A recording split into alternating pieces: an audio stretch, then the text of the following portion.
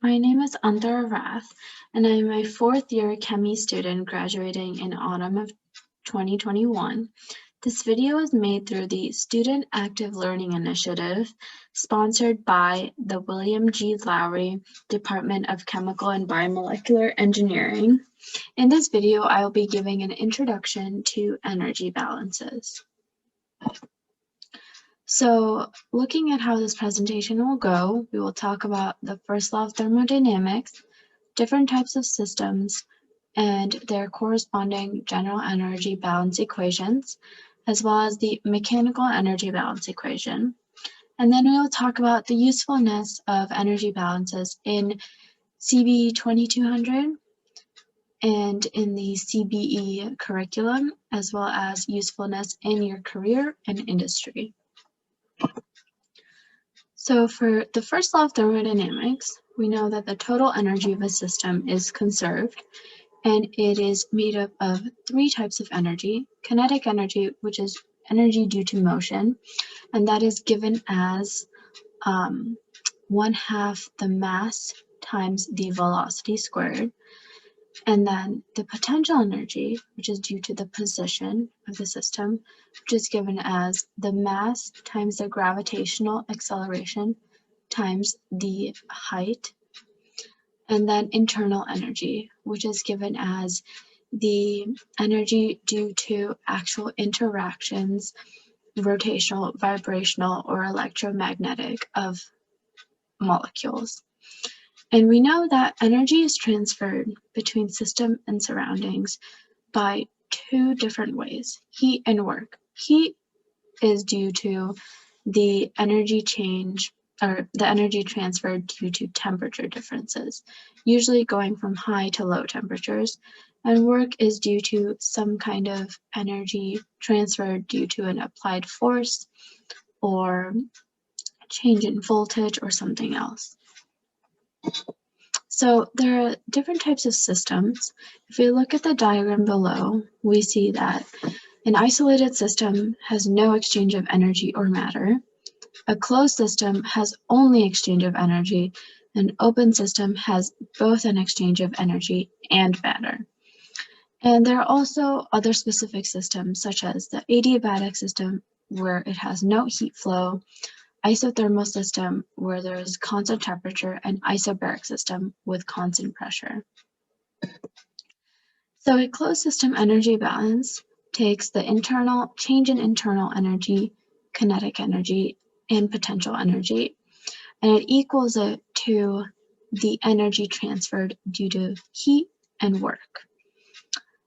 So there are certain assumptions that are given as well, where isothermal, no phase changes or chemical reactions results in no change in internal energy. And if there's no acceleration or rise or fall of the system, then we can consider the change in kinetic energy and the change in potential energy are zero respectively. Meaning if we have the system to be adiabatic, then heat would be equal to zero. And if there's no energy transmitted by moving parts, then work is also zero. There are two different types of work. One is shaft work, which is due to moving parts, and flow work, which is due to fluid moving in and out of a system or process unit, which is shown below in the diagram.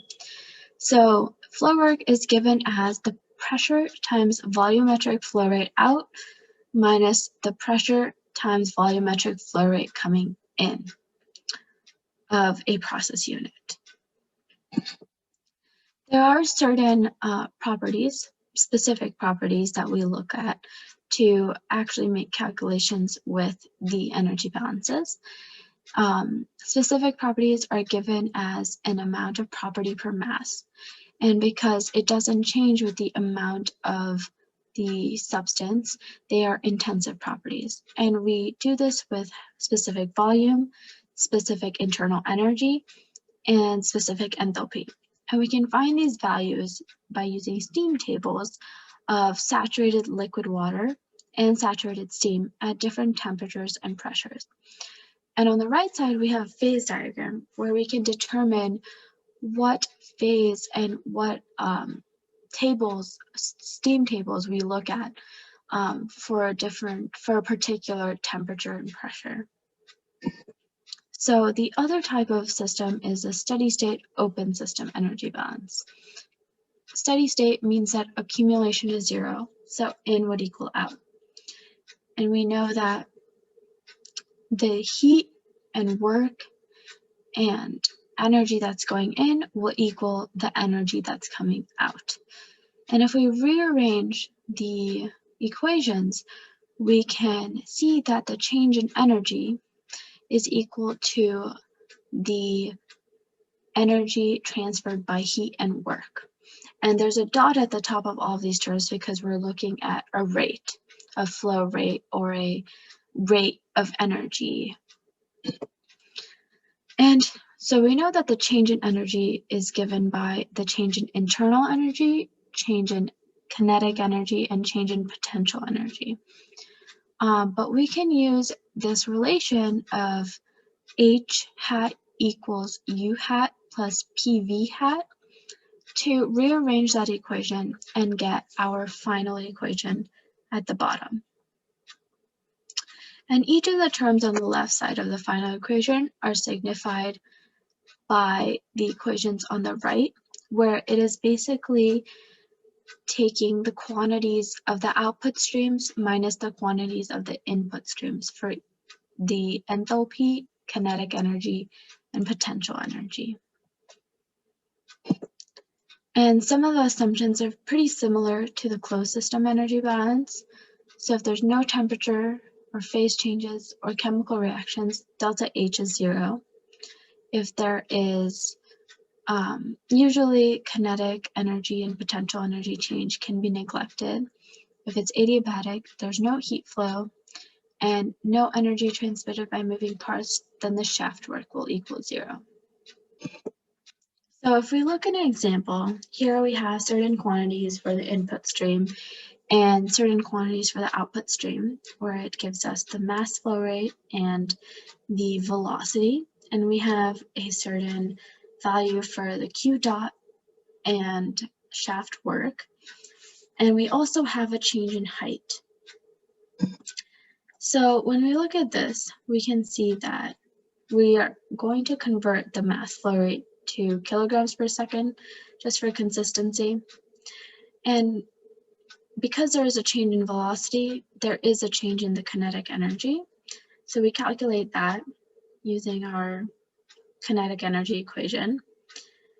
And since there is a change in height, we also calculate that using our potential energy equation. And we are given the heat flow and the shaft work. And we are going to get all of these in the same units of kilowatts. Then we can go to our general energy balance for an open system, steady state. And we can calculate that the delta H dot is negative 90.3 kilowatts. We know that delta H dot is equal to the mass flow rate times the output specific enthalpy minus the input specific enthalpy. So we can go ahead and rearrange that equation to get the change in specific enthalpy as negative 650 kilojoules per kilogram. So let's look at the mechanical energy balance. So mechanical energy balance is where the kinetic energy and potential energy are of primary interest. Usually you can neglect the heat, internal energy, and enthalpy in this case. And the most important thing is you want to select a reference point before starting your problem. So the first green box is given as the mechanical energy balance. And the second green box is where we have no friction or shaft work, and that is called the Bernoulli equation. So we know the F term is friction loss, delta P is change in pressure, delta U is change in fluid velocity, delta Z is the change in height, and rho is fluid density, and m dot is mass flow rate. So let's look at an example of this.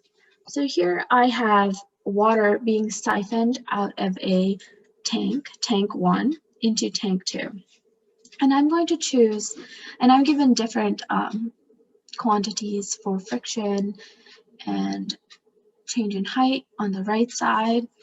And I'm going to see how long it takes for 5 gallons to go from tank 1 to tank 2. So if we look at this, we saw that the delta P is 0 since the pressure is the same at both parts. Also, the initial velocity is 0, so delta U squared is going to be the final velocity squared. And there were no moving parts, so shaft work can be neglected. So we can cancel out a couple terms in this equation. Now I have all of the terms except for delta U squared, which is the same as U2 squared. So I can go ahead and find what the final velocity is, and it is found to be 10.5 feet per second. Using that final velocity multiplied by the cross-sectional area of the pipe, we can find the volumetric flow rate. And then we know that 5 gallons must be siphoned out of tank 1. So taking 5 gallons of volume divided by the volumetric flow rate, we can get a time. And we find that it takes 3.1 minutes to siphon 5 gallons from tank 1 into tank 2. So looking at the usefulness of energy balances in 2200, we basically determined the amount of energy that flows in and out of a process unit. We can calculate the energy requirement for a process, and usually we're chosen to solve for the amount of work or heat to be put into a system. And with the mechanical energy balance, we can look at how to calculate friction loss in different pipes and fittings. So you will be using energy balances throughout your curriculum. In separations, you write energy balances for what comes in and out of separators. In Transport 1, you get an intro into conductive and convective heat transfer.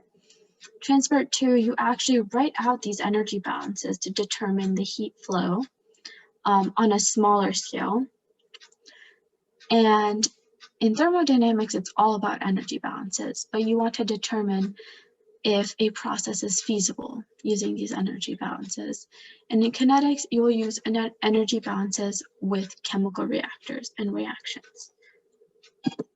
And lastly, usefulness in career. So usually energy balances are used to determine if there can be a reduction in energy requirements, because we want less energy to be used for most processes so that it can be more profitable in the future.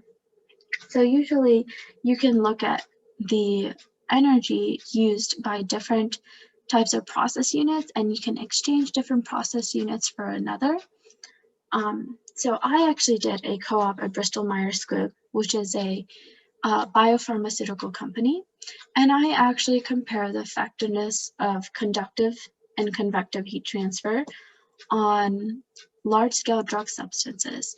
So I looked at a plate freezer, which was a conductive heat transfer, and then a nitrogen blast freezer, which is convective heat transfer, and looked at how it would actually affect the proteins and molecules in the drug substances on a very small scale, but I also looked at how it would affect it on a large scale as well, with looking at the protein concentration gradient.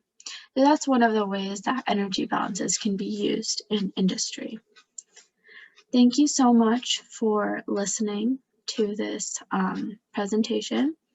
Good luck to you guys.